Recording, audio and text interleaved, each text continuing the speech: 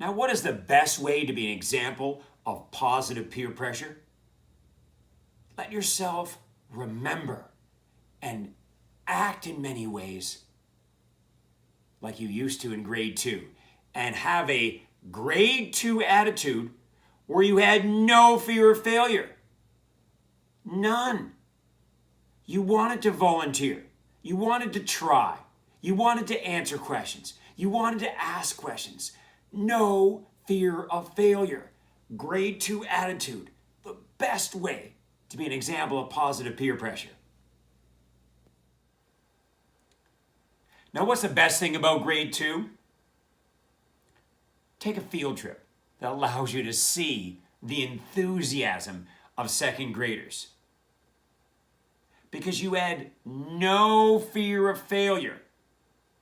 Every time the teacher asked a question, you and the entire class did this.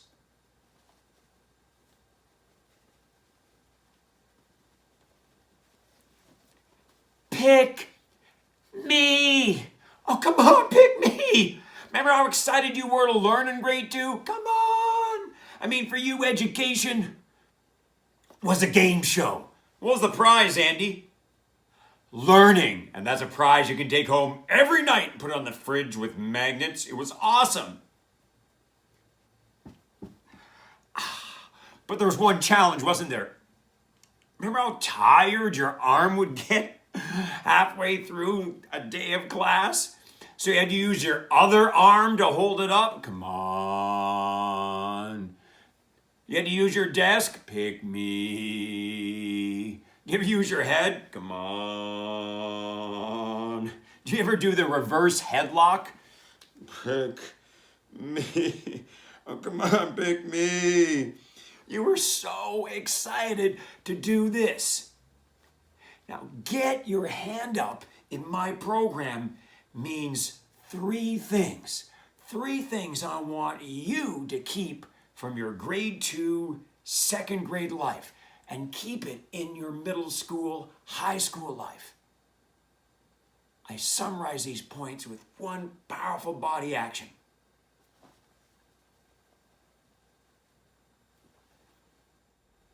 The first thing I want you to keep from your grade 2 classroom attitude was keep the kid that loved to answer questions in class.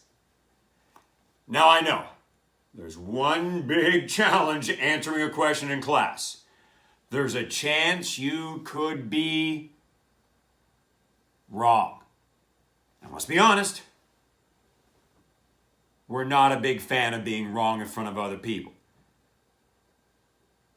And if you're new to your building, really not a big fan of being wrong in front of people we don't know. Because it can be intimidating that first month or 2 in a new building, depending on the setting where you're watching my video here today. But what were you like in grade 2? So the teacher asks a question. Math, social studies. The biggest difference between being 7 and 14, between 7 and age 17, age 7 and age 21 in college, university, is that at age 7, your focus was there, on the teacher. Pick me. But as we got older, we started to do this. Do you have your hand up? Do you like this class? Do you think this is interesting? Do you think this is funny? We start looking left and right for approval, while when we were in grade 2, we looked there to the teacher or the person who's talking for approval. So the first thing I want you to keep to tie in what you were like at age 7 is answer questions without worrying about what they are doing. And I know there's a chance you could be wrong. Trust me, I know. You see, Andy, I set a record. I think I set a record in elementary school, high school, King's College at the University of Western Ontario. I set a record for being wrong most often in class. And you know you're wrong when the teacher gives you the encouragement wave. Have you ever gotten the encouragement wave on a wrong answer?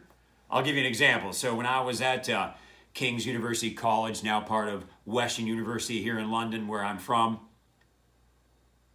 I majored in history. So I'll give you a history example that you might hear in high school. So there's your teacher, maybe in a history class, talking about the North American Free Trade Agreement and or what has been happening between Canada and the United States in free trade. And your teacher says, the North American Free Trade Agreement was brought in the early 90s. Who was the prime minister and president that arranged that? And there you are, eager kid. Yes, Andy. President Clinton and Prime Minister Trudeau's dad, Pierre Trudeau. Your teacher. You. I'm wrong, aren't I? You stop doing that, the right answer's not in there. Okay. I got that a lot at your age. But here's the great thing about being wrong in class. The wrong answer's now out. And you can't study it. The wrong answer is now out. You're not going to write it down as the right answer. And either the teacher or a classmate in the discussion will give the right answer. And psychologists have proven that when you are wrong publicly, your brain does this. Don't do that again. Don't do that again. So that when it appears on a test, when it appears in a discussion, when it's part of a presentation, your brain says, remember that? You were wrong about that 3 weeks ago. Don't be wrong again. So it's actually good for you to be wrong publicly because when it comes up again, you're going to be right. Back to my example. Clinton and Trudeau. Oh, yeah, I got the timeline wrong. Yeah, Trudeau was more 70s, 80s. Right. Okay, so is George Bush Sr. That's it. I knew it was the dad of somebody, but it was George Bush Jr.'s dad was the president. Got it. And Mulrooney, Prime Minister Mulrooney. Got it. I'm wrong in class. Still alive. It's actually not that funny. Nobody's really laughing at me going, who's laughing like that I was wrong on who was the president and prime minister that brought in the North American Free Trade Agreement? I'm wrong in class, but I make note of the right answer. And I'm right on the quiz. I'm right on the test or exam. I'm correct in the presentation. I'm correct when it's a big project I have to submit in 2 weeks. And what's funny is we often don't answer questions because we think people around us, behind us, are going to be making fun of us. Laughing. Thinking, oh, so stupid. But in fact, most of them will be thinking this. I'm glad you said that answer. I was going to give the same answer. And they're taking notes too. In fact, what I've also learned is, as you try, your example of courage is an example for them. And maybe they too will do this more often as September becomes November, as November becomes April in French or Spanish, in science or geography. Answer questions in class. In terms of presentation, as you know, I'm a presentation type of guy. You know, you're taking a second language, a French or Spanish. You're majoring in you're doing something in your first language, in my case, English, right? And you flub an answer so badly in class that classmates do laugh. You flub your pronunciation in a French or a Spanish so badly that your teacher even gives you a little smile. But again, do that in class. Work on it. My wife teaches French. I have a bilingual daughter who is enthusiastic about a second language. You're going to have moments where it just doesn't come out right. I have nieces where English is their fourth language after Lingala, Swahili, and French while growing up in Congo. You're going to have moments where it just doesn't come out right. But the best place for that, class. My pronunciation is terrible in class today, but I keep at it. And 2 weeks later, I have a presentation. I'm up in front of people. And my pronunciation is so bang on that now my teacher is smiling, but more a smile of, well done.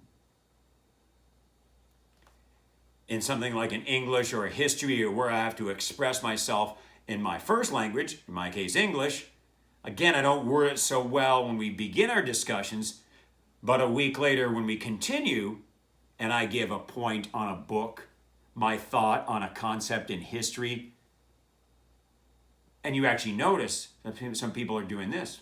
That's a good point. That's right. You will get better on how you deliver your point the more often you share that point. You give that answer. So my first huge insight, keep the student that loved to answer questions in class. Be wrong where it doesn't count, the classroom, so you're right where it does count. Tests, exams, presentations, projects, homework.